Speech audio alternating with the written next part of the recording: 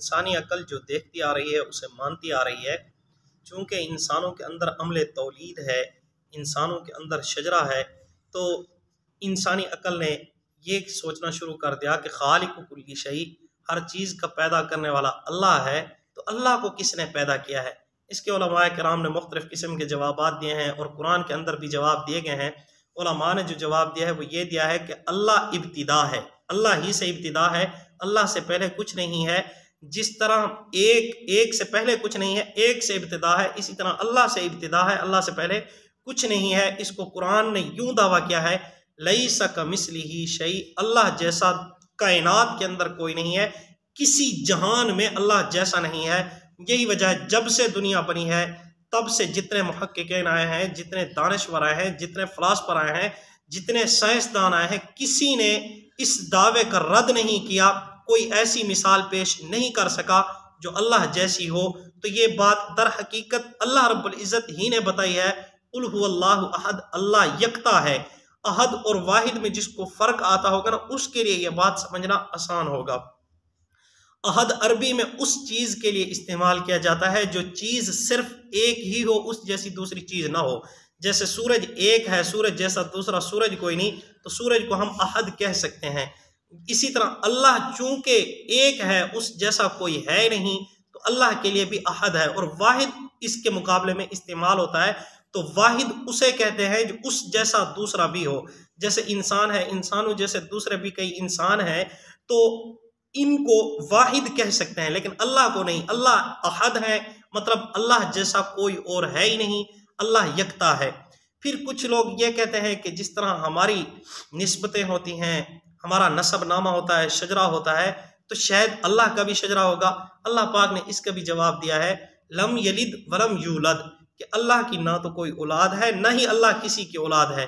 مطلب نہ اللہ کے والدین ہیں، نہ اللہ کی اولاد ہے، لیکن اللہ کیا ہے؟ احد، یکتا ہے، اس جیسا دوسرا نہیں ہے۔ اس کا بھی قرآن کے اندر جواب دیا گیا ہے، لو کان فیہما آلہۃ الا اللہ لفسدتا، اگر اللہ جیسا دوسرا اللہ بھی ہوتا تو پھر کیا ہوتا؟ فساد برپا ہو جاتا۔ یہی وجہ ہے انسان جیسا دوسرا انسان ہو تو لڑائی ہو جاتی ہے، برداشت نہیں کر سکتے۔ ایک میان کے اندر دو تلواریں نہیں آ سکتی، ایک جنگل کے اندر دو شیر جمع نہیں ہو سکتے۔ تو فرمایا کہ اتنا بڑا نظام جو چل رہا ہے، یہ اس بات کی دلیل ہے کہ ایک اللہ ہے۔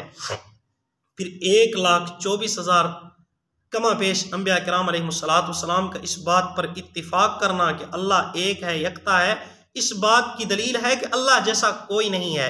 پھر اسی کو امام اعظم ابو حنیفہ رحمۃ اللہ علیہ فرماتے ہیں، اگر اللہ انبیاء کرام کو نہ بھیجتا تب بھی انسان کے اوپر لازم تھا یہ اپنی عقل کو استعمال کرتا اور اللہ کو پہچانتا، لیکن اللہ نے مہربانی کی ہے کہ اللہ رب العزت نے حضرات انبیاء کو بھیجا ہے، جنہوں نے آ کر رہنمائی کی ہے اور ہمیں ہمارے رب کا تعارف کروایا ہے۔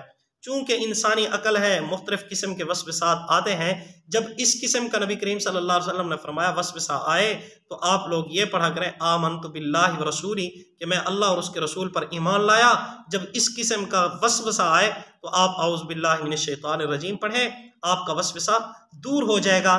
پھر کچھ لوگ جو ملحد لوگ ہیں وہ یہ سوال کرتے ہیں کہ جی کیا اللہ ایسی چیز بنا سکتا ہے جو اللہ سے بھی بڑی ہو، اللہ سے بھی بھاری ہو، جس کو اللہ اٹھا ہی نہ سکتا ہو؟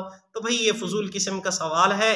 اس سوال کے بھی ویسے جواب دیے گئے ہیں کہ جس کو اللہ بنائیں گے وہ بھی تو مخلوق بن جائے گی۔ در حقیقت خالق کہتے اسے ہیں جسے کوئی نہ بنائے اور وہ ہر ایک کو بنائے۔ جیسے اللہ نے سب کو بنایا ہے، لیکن کیا ہے؟ اللہ کو کسی نے نہیں بنایا۔ کیوں؟ اللہ ابتدا ہے، ابتدا کو کوئی بناتا نہیں ہے۔ جیسے ایک سے شروع کرتے ہیں، ایک ابتدا ہے، اسی طرح ابتدا اللہ رب العزت ہے۔ جو جتنی ابتدائیں ہیں ان میں سے پہلی جو ابتدا ہے وہ اللہ رب العزت ہے۔ دعا ہے اللہ رب العزت ہمیں اپنی ذات پر کامل یقین نصیب فرمائے۔